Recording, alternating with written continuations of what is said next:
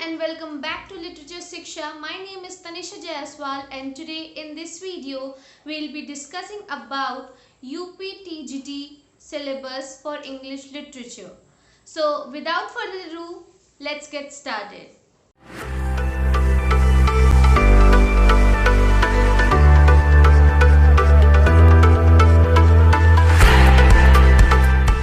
Video के and में मैं इस सिलेबस के अलावा कुछ इम्पॉर्टेंट टॉपिक सजेस्ट करने वाली हूँ जो आपको एग्ज़ाम में बहुत ज़्यादा हेल्प करेंगे। सो वीडियो को लास्ट तक ज़रूर देखिए। ये जो सिलेबस आपको स्क्रीन पे दिख रहा है ये मैंने ऑफिशियल साइट से डाउनलोड किया है, जिसकी डिटेल्स मैं डिस्क्रिप्शन बॉक्स में दे दूँगी।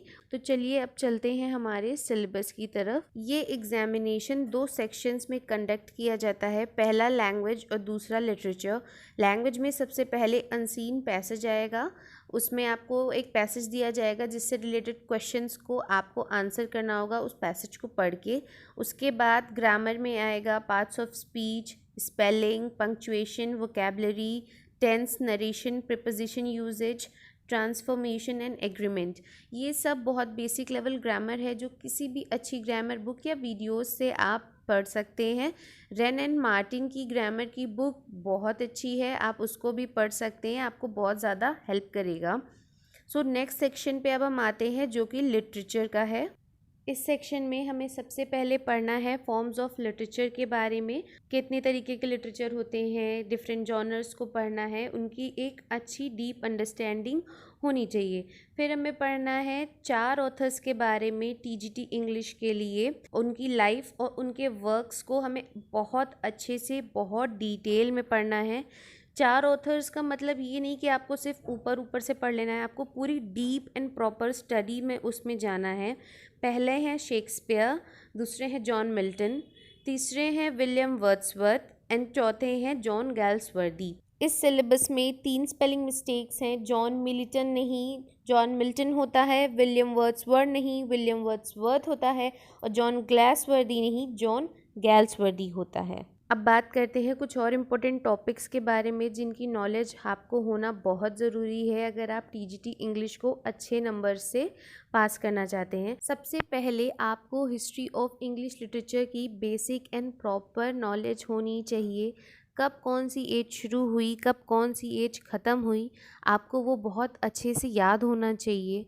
अलग अलग एजेस के social, political, economical, cultural backgrounds क्या हैं आपको पता होना चाहिए।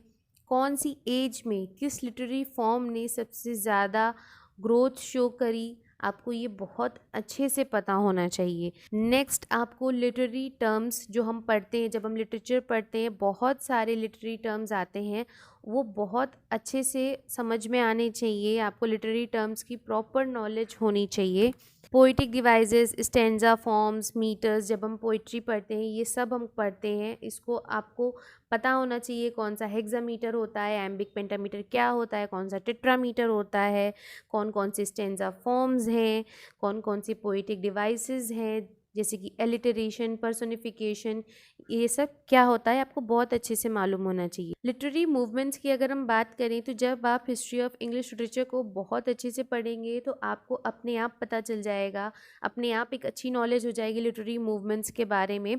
बट स्टिल अगर आपने नहीं पढ़ा है उसको बहुत डीपली तो आपको पता होना चाहिए रेनेसा क्या होता है, रिफॉर्मेशन क्या होता है, ऑक्सफोर्ड मूवमेंट क्या है, और जितने भी मेजर एंड इम्पॉर्टेंट मूवमेंट्स हो, जितने भी मेजर ग्रुप्स बने जैसे कि ब्लूम्सबेरी ग्रुप, उसमें कौन कौन से राइटर थे, वो किस एज में बने, आपको ये बहुत अच्छे से याद होना चाहिए। जब हम बात करते हैं लिटरेरी क्रिटिसिज्म की तो टीजीटी इंग्लिश में जो 4 ऑथर्स हैं इन्होंने जो वर्क्स लिखे हैं या इन पर जो दूसरे क्रिटिक्स हैं, जो मेजर क्रिटिक्स हैं, उन्होंने इन पे क्या कहा है, इनके वर्क्स के लिए क्या क्या बोला गया है, किसने क्या कहा है, किसने कब कहा है, उनके किस वर्क में उन्होंने इनको क्रिटिसाइज़ किया है या अप्रिशिएट किया है, आपको ये बहुत अच्छे से याद होना चाहिए। इससे डायरेक्ट क्वेश्चंस आते हैं एग्ज़ाम्स में।